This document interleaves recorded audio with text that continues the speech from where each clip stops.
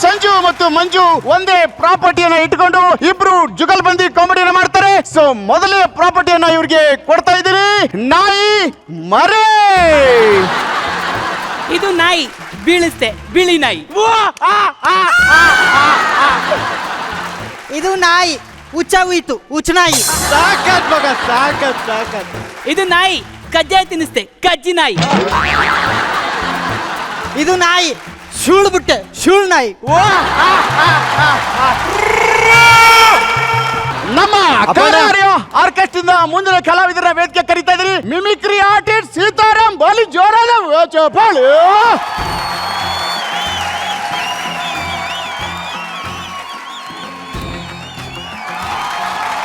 Sir ಏನ್ mimicry ಮಾಡ್ತೀರಾ sir? ಈಗ ಆಕ್ಷನ್ ಪ್ರಿನ್ಸ್ ದುವಾಸರ್ ಜೋರ್ದು ಮಾಡ್ತೀನಿ. ಓಕೆ, ಆಕ್ಷನ್ ಪ್ರಿನ್ಸ್ ದುವಾಸರ್ ರೋಜ ಮಿಮಿಕ್ರಿ ಮಾಡ್ತಿದ್ದ ಸೀತಾರಾಮ್. ಬಾಲಿ ಜೋರಾದ ಚಪ್ಪಾಳೆ. Ready sir? ತಂದೆ ತಲೆ ಹೊಡಿತಾರೆ, ತಾಯಿ ಬೆನ್ ಹೊಡಿತಾರೆ, ಮೇಷ್ಟ್ರು ಕಾಲ್ ಹೊಡಿತಾರೆ. ಆದ್ರೆ ಈ ಬಹದ್ದೂರ್ ಎತ್ತಗೆ ಎತ್ತಗೆ ಎತ್ತಗೆ ಎತ್ತಗೆ ಎತ್ತಗೆ ಎತ್ತಗೆ ಎಲ್ಲೋಗ್ತಾ ಇದ್ರ? ಎದ್ದೋಗಂತ ಹೇಳದ್ನಲ್ಲ, ಎದ್ದೋಗಂತಿಲ್ಲ ಕಣಲೆ, ಎದೆಗೆ ಅಂತವನೆ. ಮಿಮಿಕ್ರಿ ನೋಡಿ ನನ್ನ ಮಗ ಮಲಗ್ತಾ ಇದ್ದ. ಈಗ ನೆಕ್ಸ್ಟ್ ಐಟಮ್ ಕರೆಸ್ತಾ ಇದ್ದೀನಿ. ನಮ್ಮ ಬೆಂಕಿ ಡಾನ್ಸರ್ ಜೊತೆಗೆ ಬರ್ತಿದ್ದಾರೆ ಅದ್ಭುತ ಗಾಯಕ ರಮೇಶ್ ಯಾದವ್.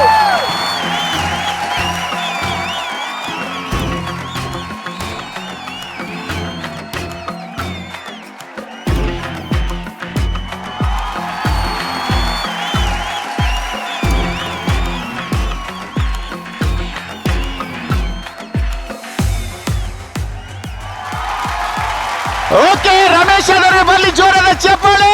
ಅಂಡ್ ನಮ್ಮ ಬೆಂಕಿ ಡಾನ್ಸರ್ ರಾಜೇಶ್ ಅವರಿಗೆ ಸತತವಾಗಿ 1 ನಿಮಿಷ ಬೆಂಕಿ ಡ್ಯಾನ್ಸ್ ಮಾಡ್ತಾರೆ. ಬಾಲಿಜ್ ಮ್ಯೂಸಿಕ್.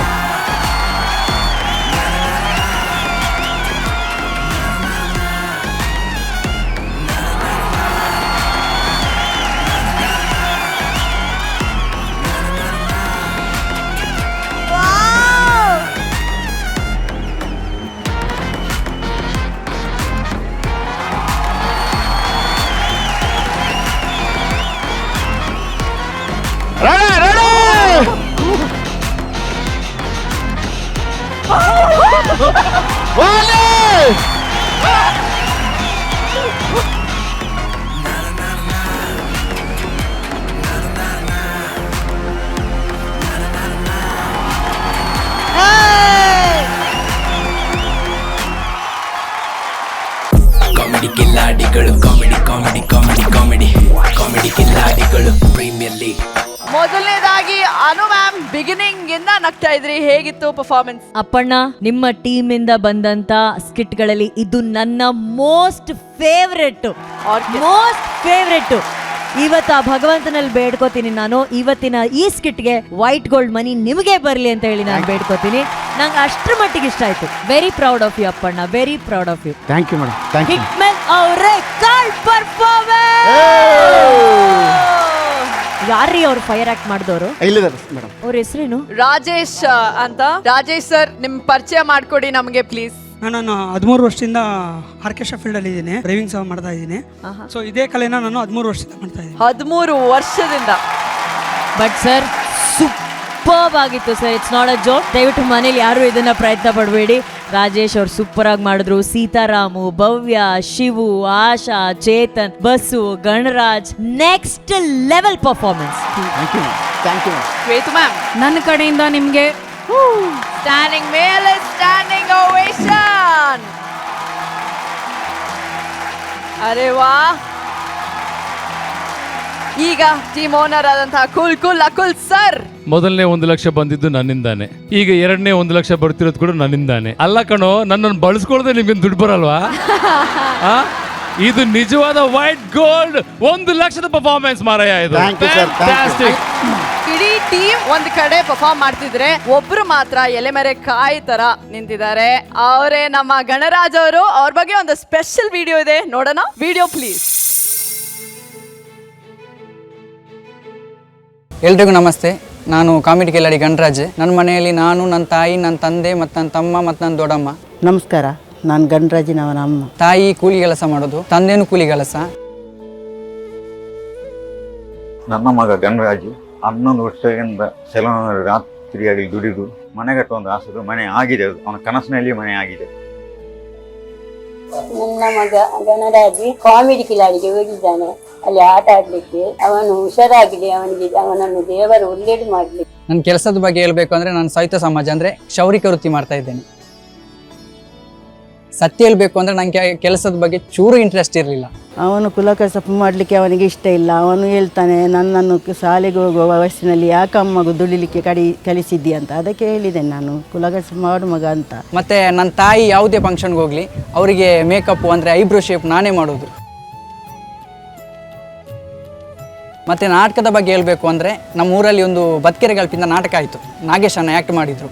ನಾನು ಅವ್ರನ್ನ ಯೋಚನೆ ಮಾಡಿದೆ, ಆ ಪ್ಲೇಸಲ್ಲಿ ನಾನು ಯಾಕೆ ಇರಬಾರ್ದು, ನಾನು ಯಾಕೆ ನಾಟಕ ಮಾಡಬಾರ್ದು ಅಂತ. ಅವರ ಟೀಮಿಗೆ ಕರ್ಕೊಂಡು ಹೋದರು, ನಂಗೆ ಚಾನ್ಸ್ ಕೊಟ್ಟರು. ಎಲ್ಲೋ ಇದ್ದ ನನ್ನ ಈಗ ಒಂದು 4 ಜನ ಗಂಡಜಿಂತ ಮಾತಾಡ್ತಾರಂದರೆ ಅದಕ್ಕೆ ಪ್ರಮುಖ ಕಾರಣ ಅಂದರೆ ನಾಗೇಶ್ ಅಣ್ಣ. ಒಂದಲ್ಲ ಒಂದು ದಿನ ನಾನು ಜೀ ಕನ್ನಡಕ್ಕೆ ಹೋಗಿ ಅಲ್ಲಿ ನಿಮ್ಮನ್ನು ಕೂಡ ಸ್ಟೇಜಿಗೆ ಬರುವಾಗೆ ಮಾಡ್ತೇನೆ ಎಂಬ ಅದನ್ನು ಈಗ ಮಾಡಿದ್ದಾನೆ. ಅದು ತುಂಬ ನನಗೆ ಸಂತೋಷ ಆಗ್ತಿದೆ, ತುಂಬ ಖುಷಿ ಆಗ್ತಿದೆ. ನನಗಿರುವಂಥ ಟೀಮ್ ಅಪ್ಪಣ್ಣ ಟೀಮ್.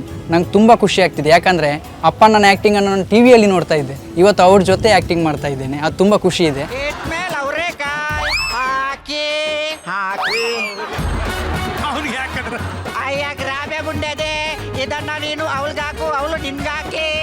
ಮತ್ತು ಕೊನೆಯದಾಗಿ ಹೇಳ್ಬೇಕು ಅಂದರೆ ನಮ್ಮಂಥ ಎಷ್ಟೋ ಪ್ರತಿಮೆಗೆ ಮೂಲೆ ಮೂಲೆಯಲ್ಲಿದ್ದ ಪ್ರತಿಮೆಗಳನ್ನು ಕರ್ಕೊಂಡು ಬಂದು ಅವಕಾಶ ಕೊಟ್ಟಂಥ ಜಿ ಕನ್ನಡಕ್ಕೆ ನಾನು ಯಾವಾಗಲೂ ಚಿರಋಣಿಯಾಗಿರ್ತೇನೆ. Thank you so much Zee Kannada, thank you.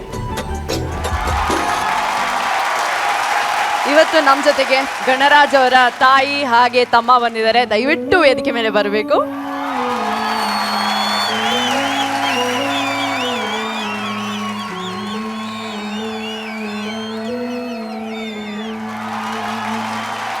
ಗಣರಾಜು ಅವರ ಎಜುಕೇಶನ್ ಜೊತೆಗೆ ಅವರ ತಾಯಿಯ ಆಸೆ ಪ್ರಕಾರ ಅವರ ತಂದೆಯವರು ಮಾಡಿದಂತಹ ವೃತ್ತಿಯನ್ನ ಮುಂದುವರಿಸ್ತಾ ಇದ್ದಾರೆ. ಅದ್ರ ಜೊತೆಗೆ ತನ್ನೊಳಗಿರುವಂತಹ ಕಲೆಗೆ ಒಂದು ಒಳ್ಳೆಯ ವೇದಿಕೆ ಸಿಗ್ಬೇಕು ಅಂತ ಕಾಯ್ತಾ ಇದ್ರು. ಈ ವೇದಿಕೆಯನ್ನು ಆಯ್ಕೆ ಮಾಡ್ಕೊಂಡು ಬರ್ತಾರೆ. ಆಡಿಷನ್ ಅಲ್ಲೂ ಸೆಲೆಕ್ಟ್ ಆಗಿ ಅಲ್ಲಿಂದ ಇಲ್ಲಿವರೆಗೂ ಯಾವುದೇ ಪಾತ್ರ ಕೊಡ್ಲಿ ಅದನ್ನ ಅಚ್ಚುಕಟ್ಟಾಗಿ ನಿರ್ವಹಿಸ್ಕೊಂಡು ನ್ಯಾಯವನ್ನ ದೊರಕಿಸ್ತಾ ಇದ್ದಾರೆ. ಸೊ ನಮ್ಮ ಗಣರಾಜ್ ಅವರಿಗೆ ಬರ್ಲಿ ಜೋರಾದ ಚಪ್ಪಾಳೆ. ಅವನು ಬ್ಯೂಟಿಫುಲ್ ಜರ್ನಿ.